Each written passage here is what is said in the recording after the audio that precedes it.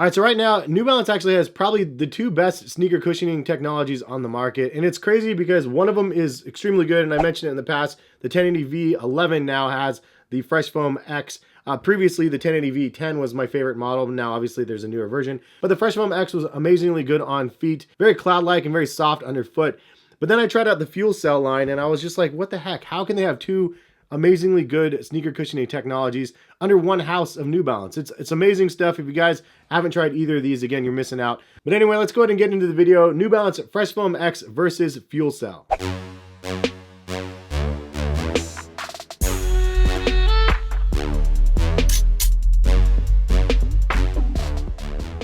Yo, what is going on, guys? My name is Hess. Hopefully you guys are having a good day out there. And if you guys are new to my channel, hit that subscribe button, notification bell to be notified of when my videos are posted. And if you guys want to buy any of these sneaker models I'm going to be showing you guys in this video, go ahead and check the link in the description. It'll take you over to New Balance's page. A big shout out to New Balance for actually sending over a couple additional pairs so I could do this comparison video. Like, really cool that they're supportive of me from this casual perspective, breaking down their running sneaker technology and just letting you guys know what I think from a casual perspective, because obviously there's running channels out there that cover these from a runner's perspective, which is obviously the intent of the products, but there's a whole nother life that these shoes can actually potentially have from a lifestyle segment, which is perfect for me because you guys know that's kind of my niche. But I love the fact that the brand is actually in support of the exploration of the cushioning from my side of the fence. So it's a really kind of a cool moment. So if you guys like the video, please drop a like in the video. Let's New Balance know that you guys support what they're offering now. And just for full transparency, even though the video is sponsored by New Balance, I have full creativity to tell you guys what I want about the shoes and just present them to you in a way that I would organically present the shoes to you. So I love the fact that we have this type of relationship. And big shout out to the dude William for setting this all up for me, because it's been an amazingly awesome ride. Speaking of amazingly awesome rides though, let's talk about these New Balance sneakers right here, because both of these technologies offer some extremely good feels on feet. But New Balance actually offers quite a few different models of the FreshfoamX technology as well as the Fuelcell line. So I wanted to give you guys kind of my thoughts. I've tried a handful of them here and there on both sides of the fence. And for sure, I mean, just straight out the gate, the best ones from casual, in my perspective, are these two right here. And this is just for my 2 feet, the FreshfoamX in the 1080V11, and then the Fuelcell Rebel V2 with that Fuelcell technology is, in my opinion, the best bang for the buck. A best shoe for $130, to be 100% honest. It's just an amazingly soft, crazy squishy pair of sneakers, and has some responsiveness as well, which is something that I'll get into about the verses between the two technologies. So if you guys are new to one of the technologies or both of the technologies, hopefully I'll be able to break it down for you guys enough so you know which one you should be trying. And at the end of the video, if you guys are interested in buying any of the sneakers that I'm talking about, check the link in the description to take you over to New Balance's page to make that purchase. But first things first, the main primary difference between these two sneaker cushioning technologies, the FreshfoamX is more of like a cloud-like pillowy cushioning system that is made to make you run further. The Fuelcell is actually softer but more responsive, and it's made to make you run faster. So Fresh Foam further, Fuelcell faster. That's a tongue twister, but that's the intent behind the deliverables that they made on both of these types of technologies. But again, both of these sneaker cushioning technologies are so good, and I've tried, you know, probably 30 different cushioning technologies on the market from all different brands. So when you try on the FreshfoamX, specifically on the 1080V11 model, you're going to try it on and it's going to be like a nice soft pillowy cushion on your feet. You do feel some of it in the forefoot as well. The shape of the shoe has the toe up a little bit. There's definitely like a natural motion when you're stepping in the sneakers, but the squish that you feel is really, really nice on these from heel to toe transition. You feel the squish all the way through. So a couple words from New Balance's site, what they mentioned about the FreshfoamX on the 1080V11. It says it provides luxurious comfort for the long run. This soft plush shoe features responsive underfoot fresh foam, partnered perfectly with a soft selective stretch knit upper, offering a 360-degree comfort for high mileage, including ultra heel technology that hugs the back of the foot for a snug, supportive fit. And the retail on this pair is $150. Fit is true to size in my opinion, but I got the wide version, which I prefer because I have a wider foot. And that's something I really like about the New Balance lines in general. A lot of the pairs of sneakers, including the Rebel and the 1080V11, have wide foot offerings. But this shoe weighs 9.7 ounces, so a little heavier comparison to the Fuelcell Rebel V2, and this one is 7.2 ounces. So significant difference in weight. If you're looking for a lighter pair of sneakers, then the Rebel joint is definitely the way to go. Comparatively, if you want to see some of the other models out here, This is the Propel version. This is 9.3 ounces, but it has more of a rubber traction on the bottom, and that's a Fuelcell model. And then this is also the flagship RC Elite V2, which is amazingly good on feet. And this one's 7.9 ounces. So this one is actually a little bit heavier than the Rebel, but the Fuelcell in this one is insane. It is crazy soft, squishy. The most felt in the heel and then also off of the toe.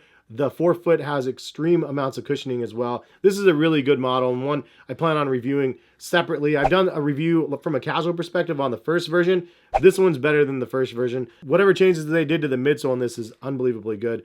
It's a really solid pair of sneakers. One you can wear casually, but honestly, the most bang for your buck is with the Rebel joints right here, in my opinion. But then also one other pair that I had out here, which is the FreshfoamX Vongo. This is kind of like the stability version of the 1080 V11. This thing is a beast. These are really good as well. I wore these on a trail hike with my kids and my wife the other day. A really comfortable pair of sneakers right here. Almost has like a Hoka-like feel, but this one weighs in at 10.2 ounces, so a little bit heavier than the 1080 V11. So a little bit more about the Fuelcell Rebel 2. This responsive men's running shoe features our highest rebound Fuelcell performance foam currently on the market, helping to provide explosive energy return in every step. The constructed heel counter provides extra support, and the molded collar foam provides incredible lockdown.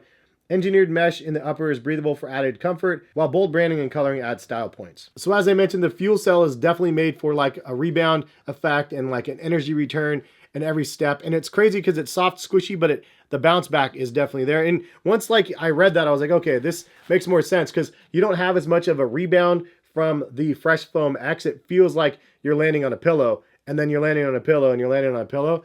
This feels more like you're landing on a trampoline and it's bouncing you back in trampoline effect. But now that you guys know a little bit about both of the technologies, which are the ones that you're going to prefer for your feet? So to give you guys a little bit more direction, comparing these to some of the other sneakers that I've tried on the market, the FreshfoamX, especially in the 1080 V11 as well as in the Vongos though, it's kind of like the Hoka cushioning in a sense. There's not a lot of rebound feel there. It's more of like a soft cloud-like cushion that you step into.